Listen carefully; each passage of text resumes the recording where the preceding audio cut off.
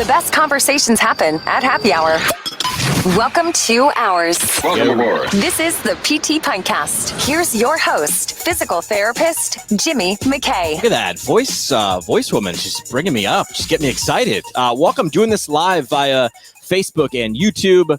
Welcome to PT Pintcast, a podcast that saves physical therapists from missing out on amazing insight, remarkable ideas, and motivational stories in the world of physical therapy. If you're just dropping by or you're doing the scroll thing, let us know where you're actually listening or watching from. Drop down in the comments there, just kind of where you are in the world. It really is pretty unique to see where the different places in the world this show ends up.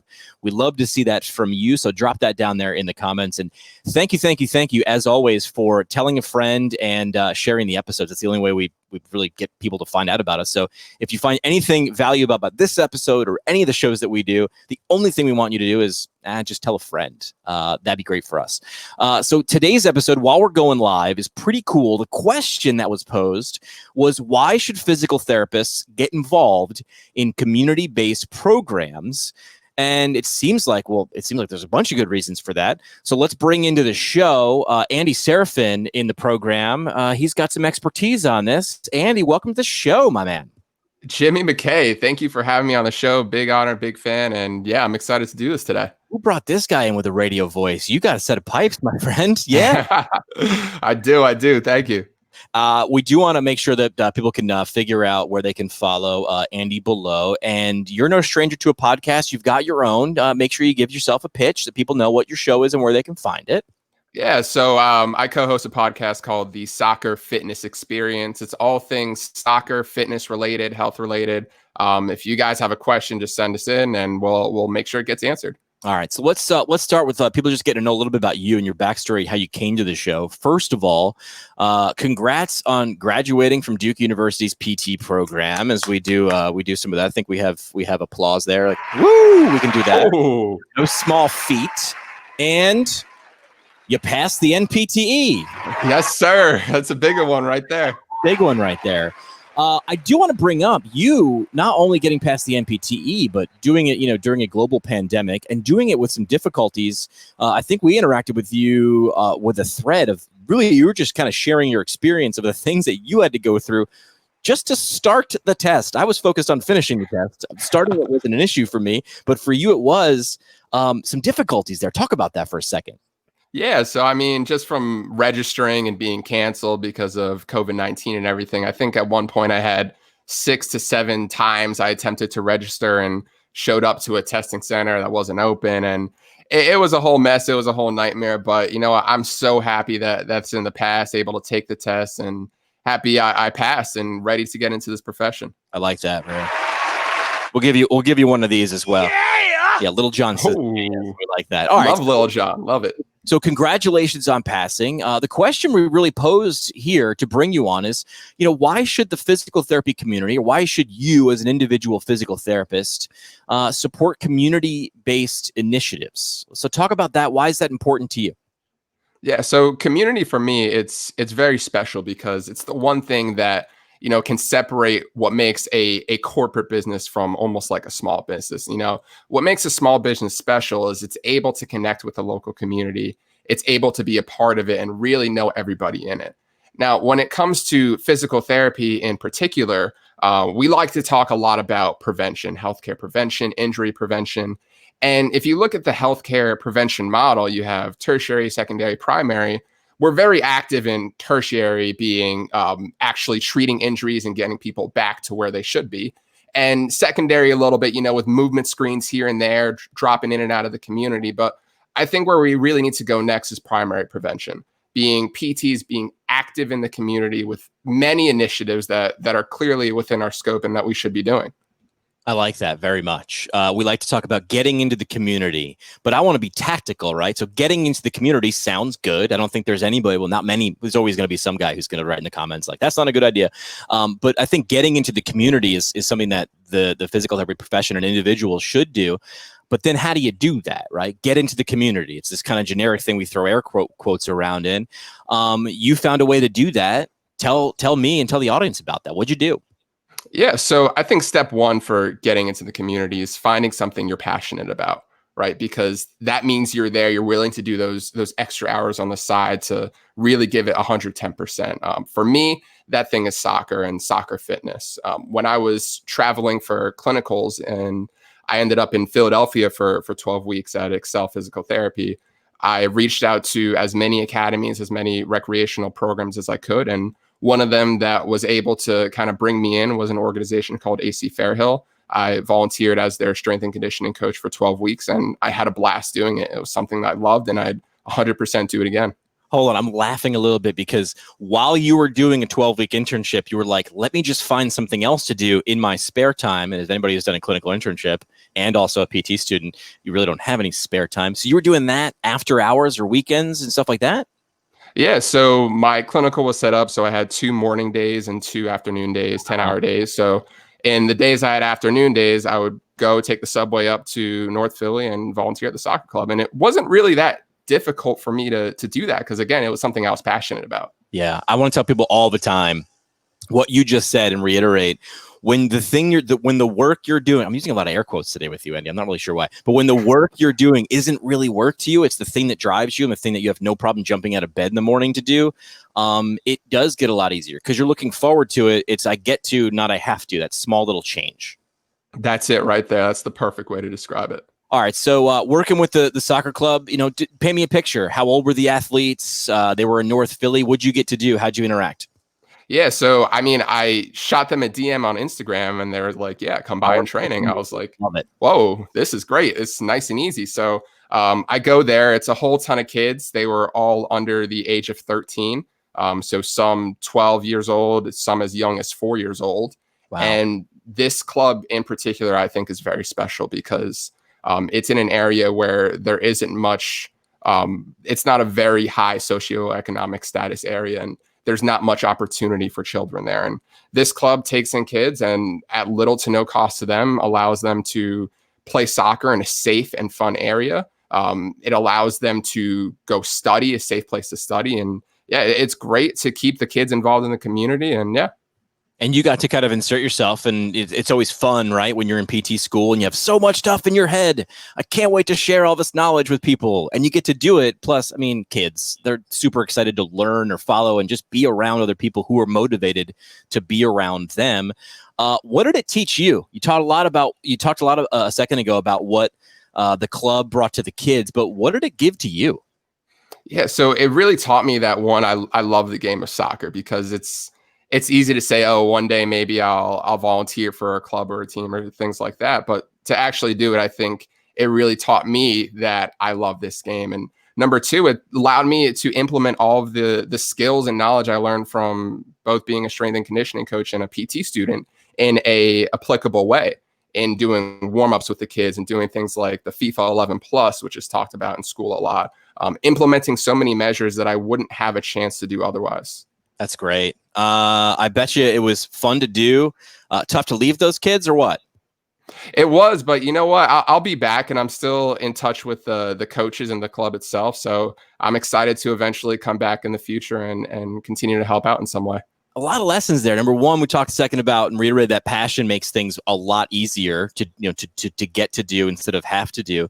And the other is I don't want to gloss over the connection of you saw something you wanted. While I'm on my 12-week internship, I want to interact with a soccer club, and you just slid into the DMs in a good way, and you made that connection. You hustled a little bit right there. You're hustling down that loose ball. If you're going to use a soccer analogy, good on you for doing that. Yeah, thanks, boss. Appreciate that. I love it.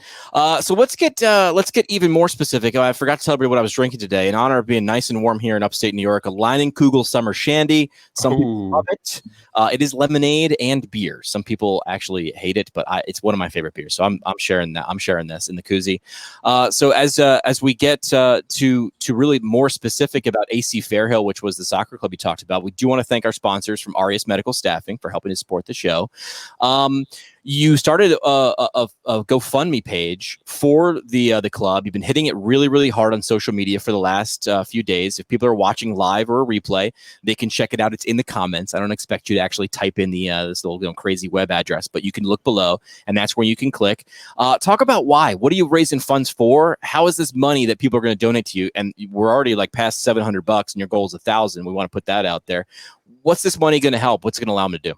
Yeah, so this club, again, it's at little to no cost to the kids of the community. So it's going to help them with transportation. That's a big one because they're training in the city, but all of their games are out in the suburbs, and they need a way to get out there. It's going to help them with uniforms and kits because you should see a kid, and the second they get a new uniform, that's the biggest smile you will ever see. They stand taller, right? 100%, yeah. I don't want to brag or anything, but I just bought this new shirt. I don't know if you can see it. My drink. Yeah, no, you're right. When you look like you belong and you look like you should be there, you stand a little taller. You probably run. You feel like you're running a little faster. So that's great. So you're raising what? The goal is $1,000 for AC Fairhill. Yeah, right now the goal is $1,000, but we've actually blown past that. We're at 700 on GoFundMe and just over 1,000 on Venmo donations. So we're doing very, very solid work here. I'm very excited for the kids to have all the opportunities that we're about to help them with. I want to know if there's any physical therapists, physical therapist assistants, strength and conditioning specialists watching live or in the replay. You can drop it down below. Let us know, what your role is in soccer and where you're located. And now we're talking specifically to anybody watching live or today on Wednesday, June 10th. And you set a goal of $1,000 on GoFundMe, and you're at 700, which means you're $300 short. Do you see how fast I did that math, Andy? Right in my head. I'm not a genius. I'm going to offer you this. All right. So we brought you on the show. That's good. I'll say this. Anybody who donates today, and again, a link is in the comments. Anybody who donates today and just shows us a screenshot, we'll match them dollar for dollar up to $150, which means we're going to finish the whole thing if they step up. So if you go on there and you donate $5 right now, myself, Bridget, Juliet, the show is going to donate $5. You drop a 20, we'll drop a 20, and we'll keep going back and forth as much as they want to go back and forth until we get to $1,000. So we'll push you over the limit. Maybe we'll give you we'll give you $301 because no one likes to watch that little goal thing just stop. You kind of wanted to see it like break that little thermometer. So we'll do that. So anybody watching right now or till midnight tonight, you better step up. If you're listening this far and you're saying this is good content, how are you not going to donate for the kids and their uniforms, and how are they going to not get to their games? They're going to be missing it standing on the side of the road. No, let's make sure they get to their games. So drop down there in the comments how to donate for Andy's GoFundMe for AC Fairhill. What's the logo? What's it look like? Oh, wait, time out. Jimmy, thank you so much. Oh, yeah. This means so much to me and the kids at the club. This is exactly what I think PT should be doing is, one, you're doing so good by getting the word out there to so many people with over, 2 million listens by now. And just thank you for that. It means a lot to me.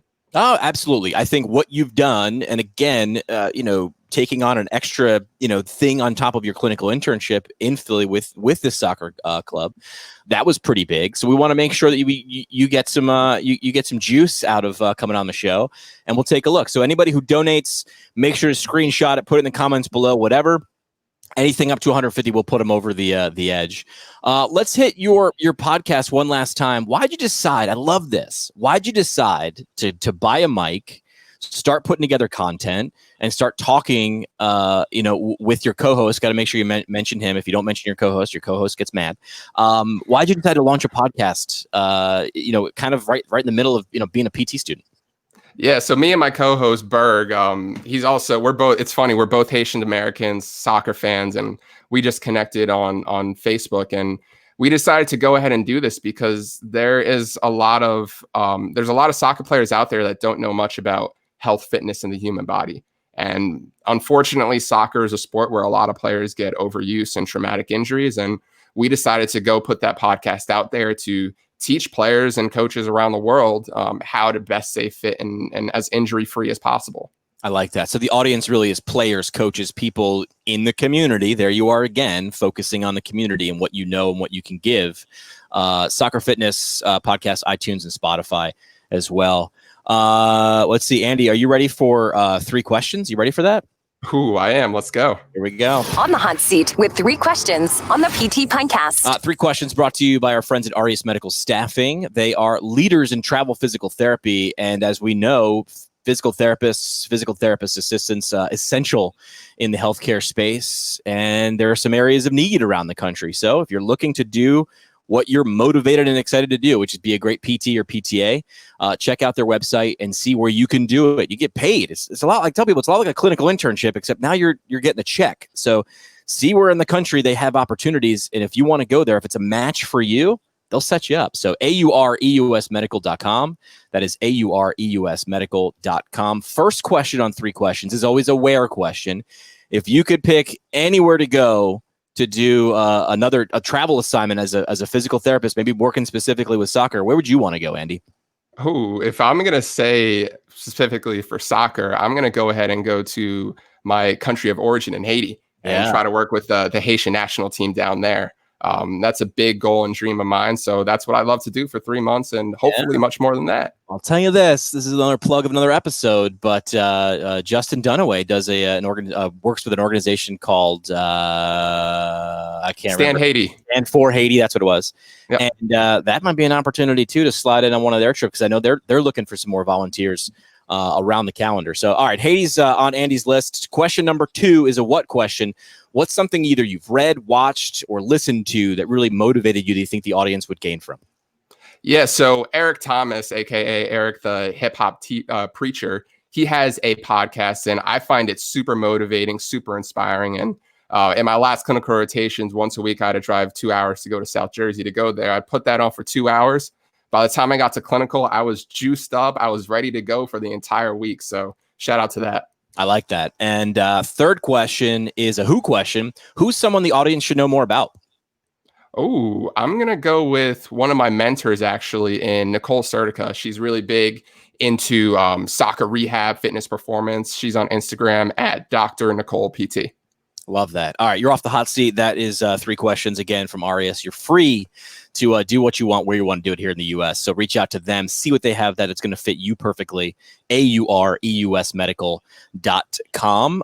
Last thing we do on the show is the parting shot. Are you ready for your shots? I am. This is the parting shot. I want to say thanks to our friends at Brooks IHL. It's Brooks Institute of Higher Learning, residencies and fellowships in all settings. So check out brooksihl.org. Parting shot, Andy, what's your mic drop moment you want to leave the audience with?